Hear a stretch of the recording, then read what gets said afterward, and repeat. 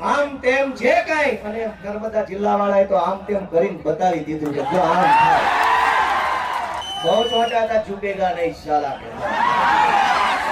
તમારા વન વિભાગ વાળા તમારા પોલીસ વાળાએ અમારી હારે જે દાગ ધમકી કરી છે ને એની સજા 700 વર્ષ આપો તો ઘટે એમ છે. રાજ્યની નાની નાની જનતા સાથે કેવું વર્તન કરે છે, ઈ વર્તનની જો સજા આપવા બેસીએ ને તો એકે માઇનો લાલ ઓફિસમાં બેસી નહીં શકે, બધાને જેલમાં પૂરવા પડે.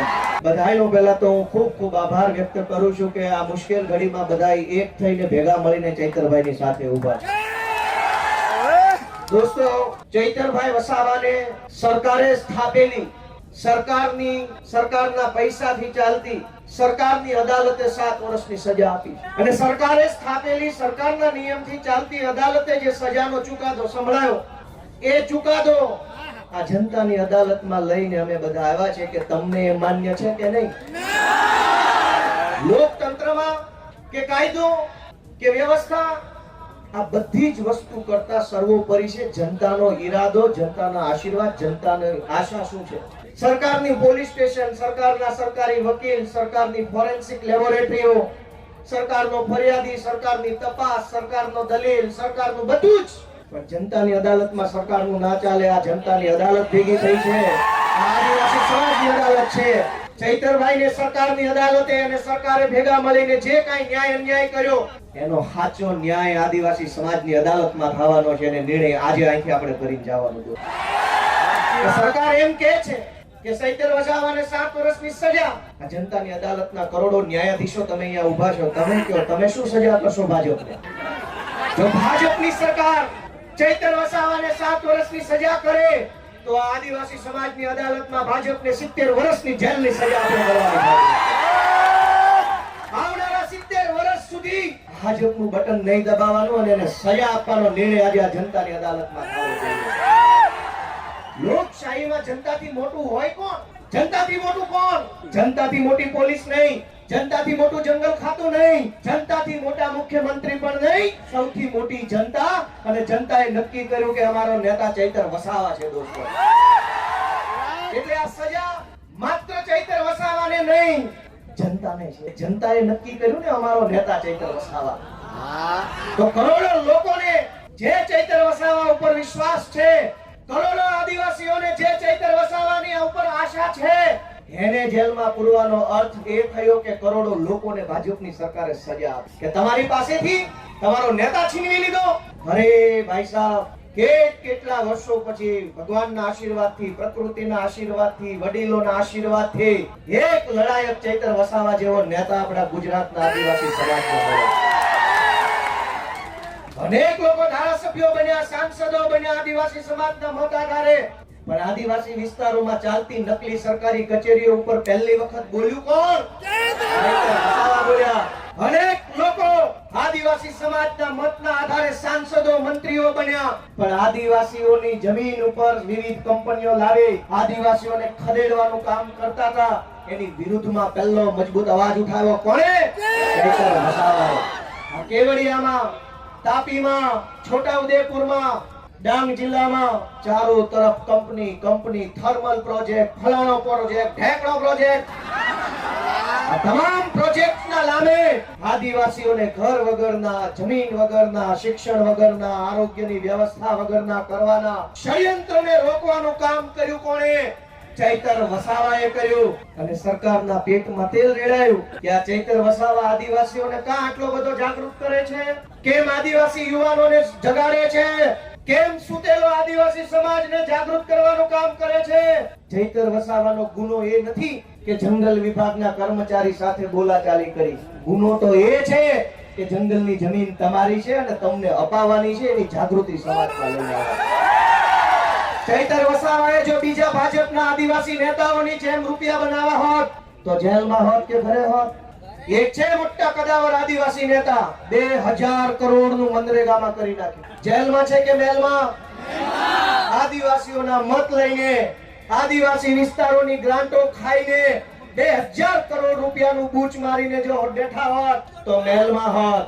પણ જેણે આદિવાસીઓને પાય બચાવવાનું કામ કર્યું, આદિવાસી બાળકોના શિક્ષણ માટે લડાઈ લડ્યા, વિસ્થાપિતો માટે બોલ્યા, ગરીબ દીકરીઓ માટે બોલ્યા, તમામ પ્રકારની યોજનાના લાભ અપાવવા માટે બોલ્યા, એ ચૈતરભાઈને જેલમાં પૂર્યા. વિધાનસભામાં આજની તારીખમાં જેની ઉપર ગુજરાતની હાઈકોર્ટે આદેશ કર્યો હોય કે આ ધારાસભ્યો પર બળાત્કારની એફઆઈઆર નોંધો, જેની ઉપર બળાત્કારની એફઆઈઆર છે એ આજે વિધાનસભામાં છે. આજની તારીખમાં ધારાસભ્ય છે, જેલમાં નથી બળાત્કારના આરોપી. જેની ઉપર મનરેગા કૌભાંડનો 2000 કરોડનો આરોપ છે એ વિધાનસભામાં ધારાસભ્ય થઈને બેઠા છે.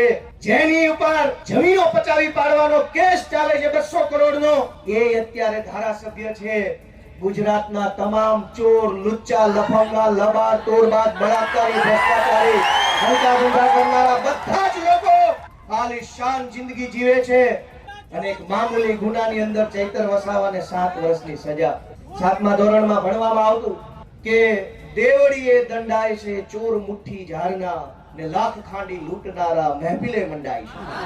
કરોડોના કૌભાંડ કરનારા લોકો વટથી ફરે છે અને આદિવાસી સમાજ માટે લડનારા ચૈતર વસાવાને જેલમાં પૂર્યા છે. પણ સાચું આમ અને તેમ કરવાનું ટાણું છે ને મતદાનના દિવસે આવતું હોય.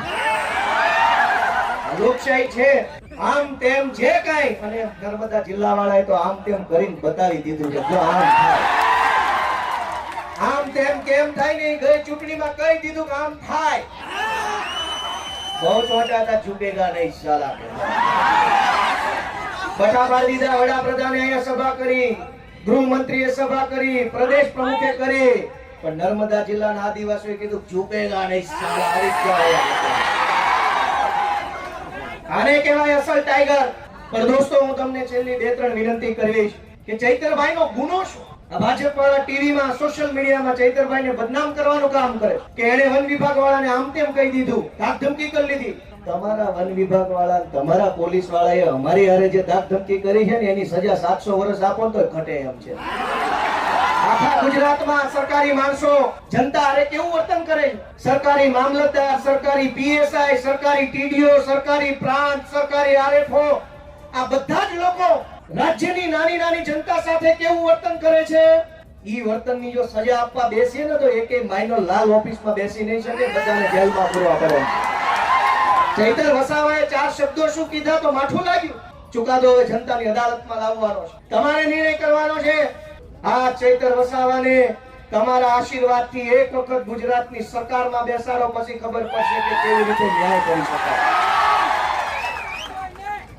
આપણે ક્યાં સુધી અન્યાય સહન કરવાનો? માંડ કરીને એક નેતા મળે, એક બાજુ બધા ભ્રષ્ટ નેતાઓ સમાજ માટે બોલે નહીં, લડે નહીં, અવાજ ઉઠાવે નહીં, ચૂપ થઈ જાય. એક બાજુ માંડ એક બોલનારો નેતા મળ્યો હોય, એને જેલમાં પૂરી દેવો. ગુજરાતભરની જનતાને હું તો વિનંતી કરું છું, માત્ર આદિવાસી સમાજ નહીં, જે કાંઈ પણ થોડા ઘણા બોલનારા નેતા વધ્યા છે ને, એની સાથે રહેજો, એને ટેકો આપજો, એની પડખે રહેજો. ગુજરાતમાં તો બોલે છે, સરકાર એમ ઈચ્છે છે કે કોઈ પણ માણસ ભાજપની સામે બોલવો ન જોઈએ, કોઈ માણસ ભાજપની સામે અવાજ ન ઉઠાવવો જોઈએ, એવું સરકાર ઈચ્છે છે. પણ કેટલાક માણસો ચૈતર વસાવા હોય, પ્રકૃતિમાંથી પેદા થયેલા હોય, કોઈના બાપથી નો બીવે, સરકાર હોય કે સરકાર હોય કે શેર હોય છે. અને આ જળ, જમીન, જંગલ કોનું છે? સરકારનું છે. સરકાર નહોતી, જે દિવસે આ દેશમાં સરકારો નહોતી ત્યારે જંગલ હતું કે નહીં? જે દિવસે આ દેશમાં કોઈ સરકાર, કોઈ પાર્ટી નહોતી ત્યારે જમીન હતી કે નહીં? અને જે દિવસે આ ભાજપ પાર્ટી કે એના નેતાનો જન્મ નહોતો ત્યારે આ ધરતી પર જળ હતું કે નહીં? ભાજપ વાળા પેદા નહોતા થયા ત્યારે જળ હતું, ભાજપ વાળા પેદા નહોતા થયા ત્યારે જમીન હતી, ભાજપ વાળા પેદા નહોતા થયા ત્યારે જંગલ હતું, અને ભાજપ વાળા પેદા નહોતા થયા ત્યારે આદિવાસી પણ હતા દુનિયા ઉપર, આ દેશ ઉપર. તમારી પોલીસ, તમારું ફોરેસ્ટ, તમારા બધા માણસો એ તો હમણાં આવ્યા. આ તો સદીઓથી હાલતી આવતી વ્યવસ્થા છે ને, એને સંભાળીને રાખનારો આદિવાસી સમાજ છે દોસ્તો. આદિવાસી સમાજ જળ, જમીન, જંગલની રક્ષા કરે, અને આદિવાસી સમાજની રક્ષા ચૈતર વસાવા કરે છે. એ વાત ભાજપ વાળાને ગમતી નથી. ચૈતરભાઈ અને શકુંતલાબેન સિવાયના બીજા જે કાંઈ મિત્રો જેલમાં છે, અને ચૈતરભાઈ સહિત બધાય એમની અપીલ હાઈકોર્ટમાં ફાઇલ કરી, અને શકુંતલાબેન જે નાનું બાળક છે એમને હાઈકોર્ટે છોડી મૂકવાનો આદેશ આપ્યો છે. આપણા માટે બહુ સારી બાબત કહેવાય. અને બહુ જલ્દી તમામ આપણા જે કાંઈ પણ સાથી મિત્રો જે નિર્દોષ જેલમાં છે એમને પણ વહેલી તકે જેલ મુક્તિ થાય એના માટેના તાબડતોબ પ્રયત્નો સતત ચાલુ છે અને બહુ વહેલી તકે આપણને સારા સમાચાર મળે એવી હું આશા રાખું છું.